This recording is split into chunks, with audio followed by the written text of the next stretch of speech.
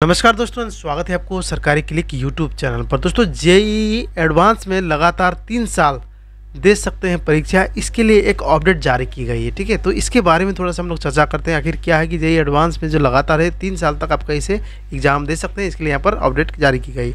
तो चलिए जानते हैं पूरा प्रोसेस कैसे क्या है। तो स्टार्ट करते हैं आज का वीडियो। दोस्तों, यदि आपने मेरे चैनल को अब तक सब्सक्राइब नहीं किया है तो फटाफट चैनल को सब्सक्राइब कर ले और सब्सक्राइब के साथ साथ बेल आइकन को जरूर प्रेस करें। तो चलिए शुरू करते हैं। सबसे पहले हम लोग देख सकते हैं इसका जो हेडलाइन यहाँ पर दिया हुआ कि अब तक सिर्फ 2 ही बार मिलता था मौका। पहली बार अब आयु सीमा तय की गई है और जेईई एडवांस 2025 की जो वेबसाइट है लॉन्च आईआईटी कानपुर को मिली जिम्मेदारी। इस बार है ना कानपुर को मिला है। तो इस कंडीशन में कि आप पहले क्या होता था कि जेईई एडवांस के लिए आप 2 ही साल तक तैयारी कर सकते हैं, लेकिन आप इसको 1 साल और बढ़ा के 3 साल तक आप क्या कर सकते हैं, इस परीक्षा दे पाएंगे।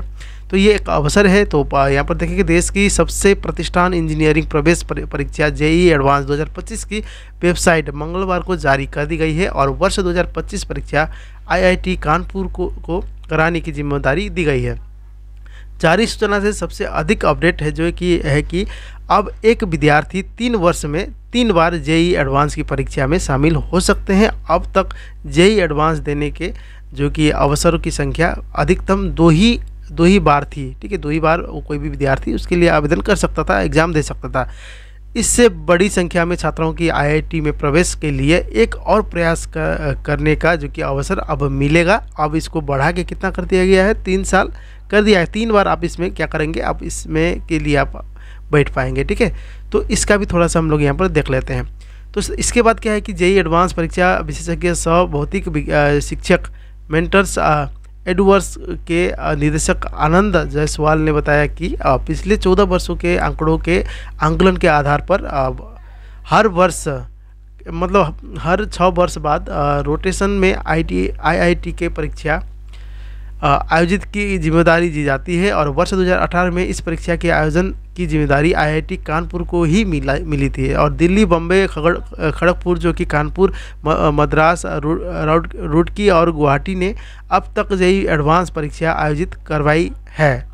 जेईई मेंस के आधार पर श्रेष्ठ 2.50 लाख विद्यार्थी मतलब 2.5 लाख का जो कि विद्यार्थी ने परीक्षा में शामिल हो सके और इसमें 10% जनरल ईडब्ल्यूएस और 27% ओबीसी और एनसीएल में जो कि 15% एससी और 7.5% और एसटी और 40.5% जो है कि यहाँ पर ओपन कैटेगरी की सीटें होंगी। और वर्ष 2025 में हो रही जेईई एडवांस में वर्ष 2023, 24 और 25 में कक्षा 12वीं की परीक्षा देने वाले विद्यार्थी शामिल हो सकेंगे। वर्ष 2022 या इससे पहले 12वीं या उसके सक्षम परीक्षा उत्तीर्ण करने वाले परीक्षा में शामिल होने योग्य नहीं होंगे।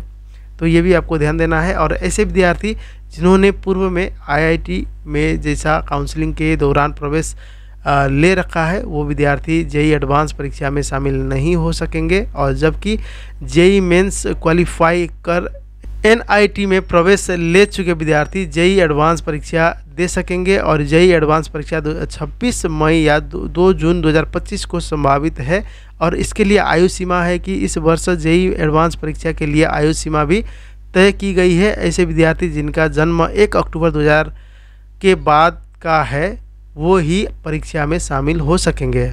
अब इसके बाद बता दें कि एससी, एसटी, पीडब्ल्यूडी विद्यार्थी को इस आयु सीमा में 5 वर्ष की जो है कि छूट मिलेगी और यानी कि इस वर्ष के विद्यार्थी 1 अक्टूबर 1995 के बाद जन्म लेते हैं तो वो परीक्षा के लिए योग्य रहेंगे।